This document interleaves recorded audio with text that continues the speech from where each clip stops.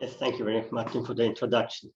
I really would like to thank the organizers for this meeting or the opportunity to talk, and especially Muhammad for his continued efforts to bring the FH community to Oxford, even if at the moment we can't be there physically. I would like to talk about applications of bacteriophages in the field, and we considered weaning piglets as a possible target. When we look at modern pork production, it's really turbo fattening. A newly born piglet is allowed to suckle for about 3 weeks, then it's weaned from the mother.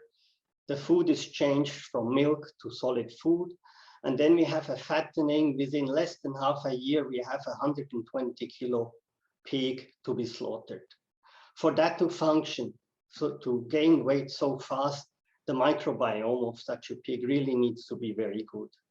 And originally, the piglet gets the microbiome from the mother through the mother's milk, then through skin contact, and also pigs make coprophagy, so the little piglet eats the feces of the mother and thereby acquires bacteria. Under natural condition, a piglet would suckle for 17 weeks. And of course, we do not have the time to wait so long. But when you remove a piglet after 3 weeks only from the mother, that gives a lot of stress. First, the removal of a mother is a psychological stress. Then it is brought to a new environment that gives a stress. And also the litters are broken up. So the piglets get in contact with piglets from other litter foreign. And pigs can be quite bully, so larger piglets chase smaller piglets away from the feeding throw. That creates a lot of stress. And as a consequence, the major problem in pig production is really economical problem is diarrhea. And a piglet with diarrhea is a big problem for the farmer. Well, there's a high mortality rate associated to it, and a dead piglet you can't slaughter. But also, if a piglet has diarrhea, it becomes underweight.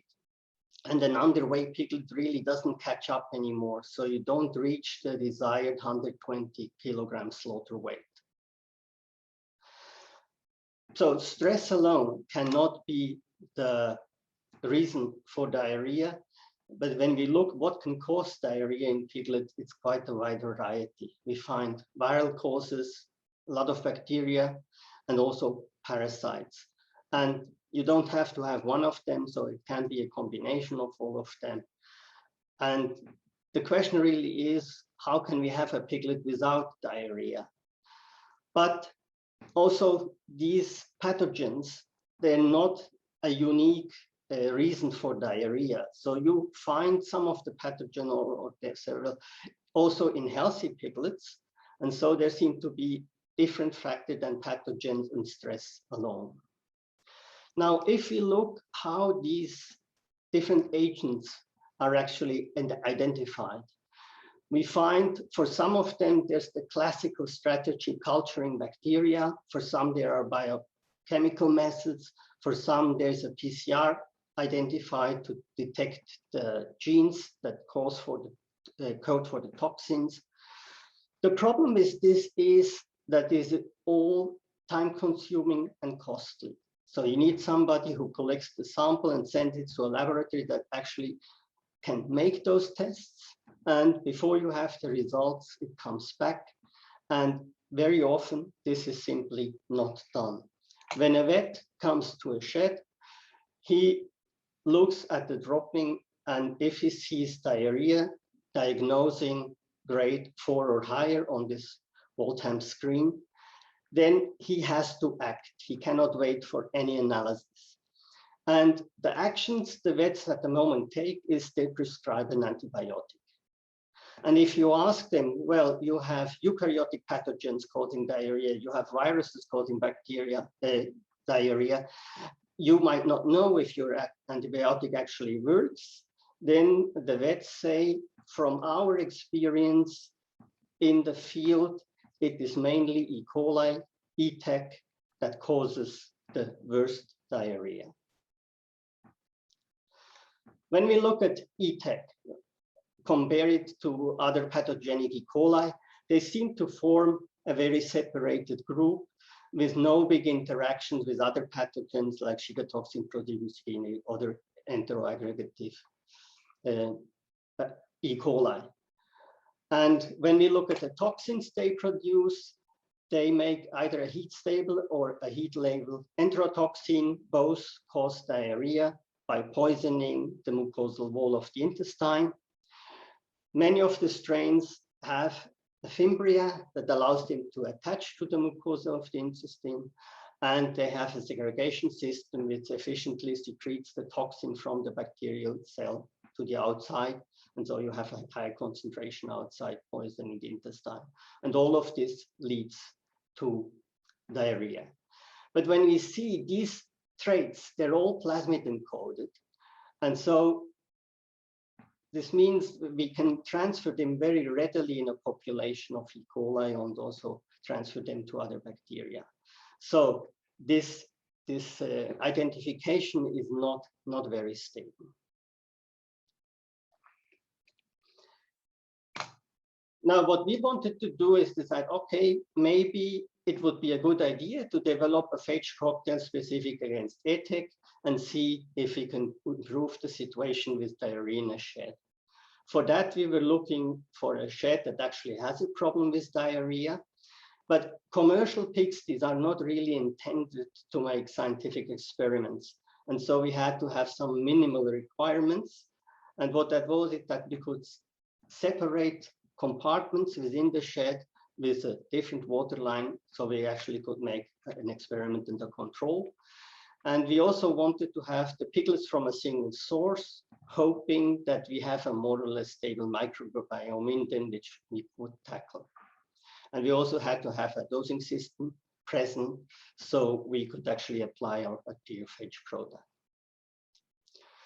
So when we had a shed that was willing to do experiments, we isolated E. coli. We saw just the commensal flora of this shed, and we started to characterize these E. coli. And we were in for quite a shock. If we just look at the toxins, most or all of these strains were hemolytic. We find, as expected, the ETEC toxins, at least the heat stable one.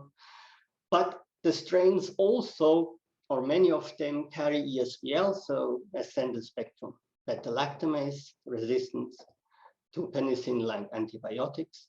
And we find freely combination also toxins that belong to the group of enteroaggregative E. coli, or we find also diverse Shiga toxins. And the separation I showed you before in the field doesn't really seem to work. They're freely mixed.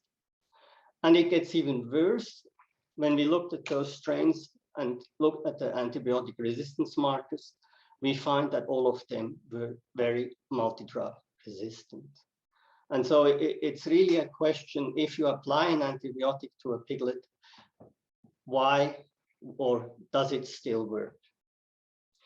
All the more reason for us that we thought, okay, we design a phage cocktail. We at PTC have a broad phage bank against E. coli. And so we screened this bank we isolated from the piglets against our bacteriophages. And we designed a cocktail that has as broad a host range as possible and as high genetic diversity as possible. Of course, that means this cocktail does not only attack specifically ETEC, but it probably has a much broader range of E. coli that are attacked by it. So once we had this cocktail all designed, we found out that the farm we wanted to make the trial on changed ownership, and the new owner was not willing to do the experiments. So we had to find a new pigsty to do experiments, and the whole idea to do a stable specific application could no longer be followed up.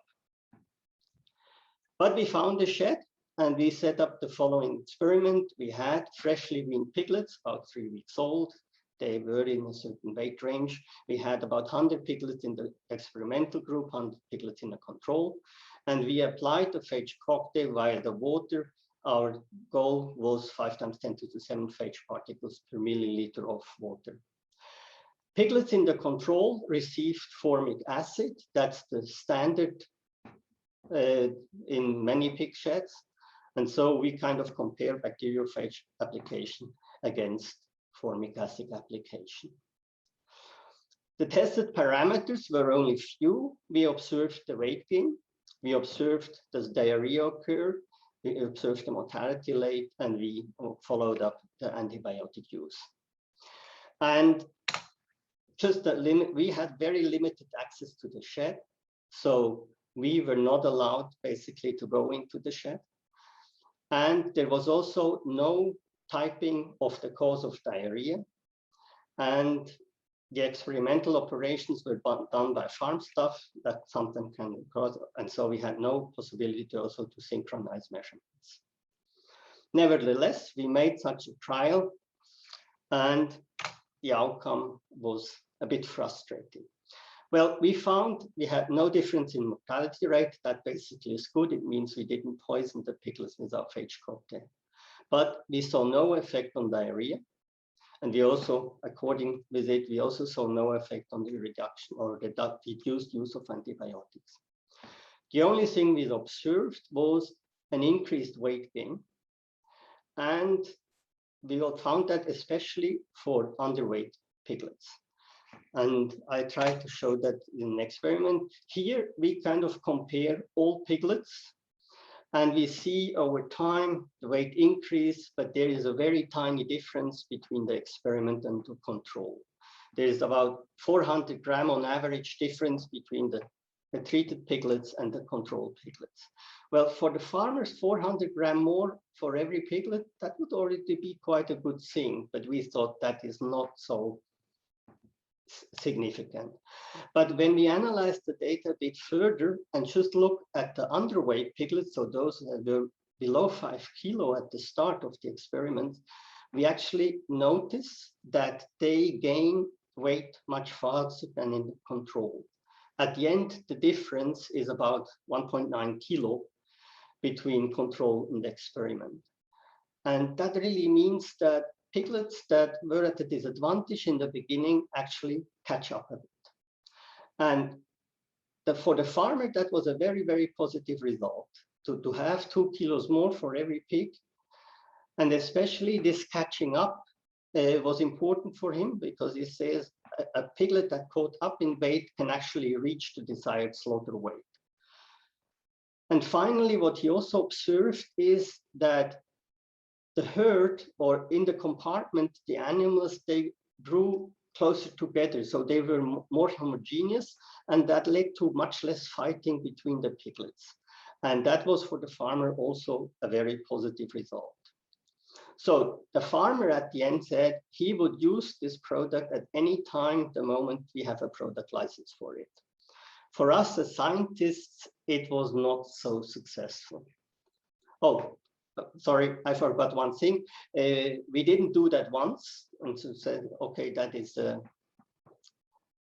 chance, but we repeated this trial 3 times, and we observed this weight gain, especially for the underweight piglets in all the trials we did. So that's a highly reproducible result.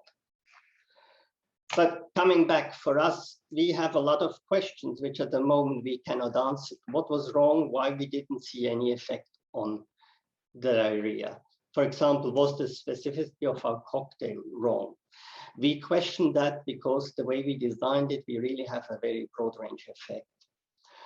Was E. coli not the main cause of diarrhea? Well, that could be, but if we listen to the wet, it is. Did we dose the cocktail sufficiently high? Good question, we can't really answer that.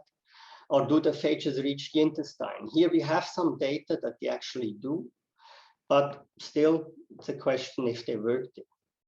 And also it could be the pathogen is located in a biofilm and our phages just pass through the intestine and do not actually interact. Or a big question is, did we actually choose the wrong application points? Maybe the weaning piglet microbiome is already set for diarrhea, and we should start to apply the phages earlier. Maybe even give them to the mother or spray the mother. So we should maybe tackle the farrowing piglets and not only the weaning piglets. What we have is a positive modulation of the microbiome of the underweight piglets, so they grow faster, but we don't really have an explanation what that effect could be. And that's all I wanted to say for today. And I'm very happy to answer your questions.